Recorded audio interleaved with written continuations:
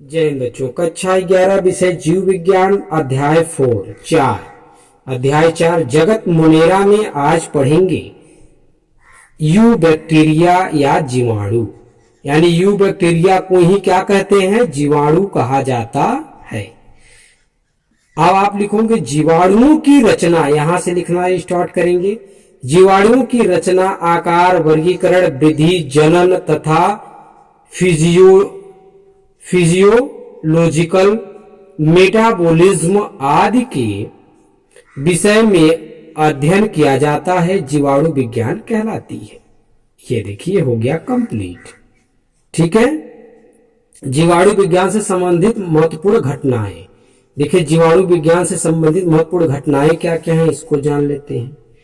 जीवाणु विज्ञान से संबंध रखने वाली कुछ महत्वपूर्ण घटनाओं का विवरण निम्न प्रकार से है। पहला क्या है, जीवाणु की खोज सर्वप्रथम हॉलैंड निवासी एंटोनी वान ल्यूनेनहॉक ने 1676 में की थी।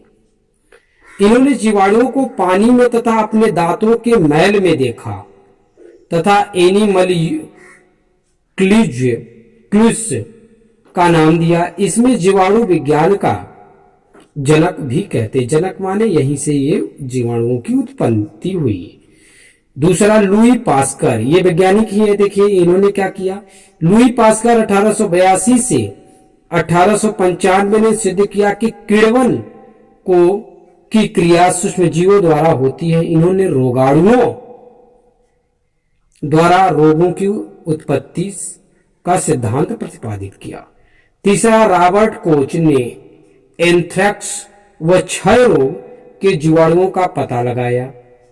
जे लिस्टर अजर्म या असेरिस्टिक तकनीकी की खोज की तथा जीवाणुओं को पृथक करने व कृत्रिम संवर्धन के लिए शुद्ध कल्चर तैयार करने की तकनीकी की खोज की। हेंस क्रिश्चियन ग्राम ने जीवाणुओं को रंगने के लिए ग्राम स्टेन का आविष्कार किया। एल.सी. कैलमेंटी ये 1863 से 1933 ने KBCG वैक्सीन की खोज की। तो इसको आप लोग चाहें तो लिख सकते हैं, क्योंकि ये सब वैज्ञानिक है, पूछ सकता है कि इसकी खोज किसने किया था। जैसे किण्वन की खोज किसने किया था, लुई पास्कर ने। ठीक है, जीवाणुओं के जनक किस वैज्ञानिक कहा जाता है, हॉलैंड को। इस तरीके से क्वेश्चन बन सकते हैं, तो इसको आप लोग चाहें तो लिख सकते हैं। अब देखिए जो आपको लिखना है वो ये है, जीवाणुओं के सामान्य लक्षण क्या हैं। जीवाणु अत्यंत सरल एवं एक कोशिकीय प्रोकैरियोटिक सूक्ष्मजीव हैं।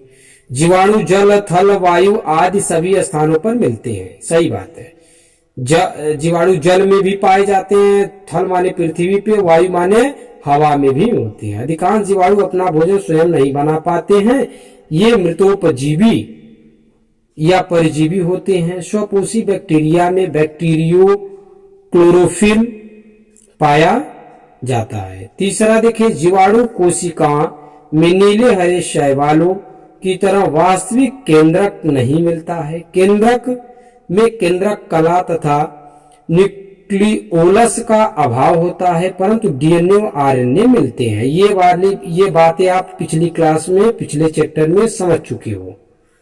इसके केंद्रक को न्यूक्लियोटाइड या इंसिपिएंट न्यूक्लियस कहते हैं। चौथा में देखिए, जीवाणु कोशिका में माइटोकॉन्ड्रिया, इसका फिगर भी बनवाया गया, एंडोप्लाज्मिक रेटिकुलम, गाल्जी एपरेटस नहीं मिलते। इनकी कोशिका में मिसोसोम होते हैं। डीएनए के साथ हिस्टोन प्रोटीन नहीं मिलते।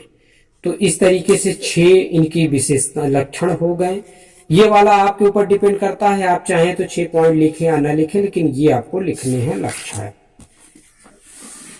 अब देखिए अगली जो पॉइंट है, राइबोसोम 70S प्रकार के होते हैं। इनमें केवल एक क्रोमोसोम होता है जो वलय रूप में होता है। नवा देखिए, जीवाणुओं में द्विखंडन द्वारा अलैंगिक जनन होता है। 10वां, इनमें वास्तविक लैंगिक जनन नहीं होता है, अलैंगिक जनन विखंडन द्वारा होता है। कुछ जीवाणुओं में संयुग्मन, पराक्रमण तथा रूपांतरण द्वारा आनुवंशिक पुनर्योजन होता है। तो ये हुआ है आप लोगों का सेकेंड यू बैक्टीरिया। ये देखिए यू बैक्टीरिया हो गया।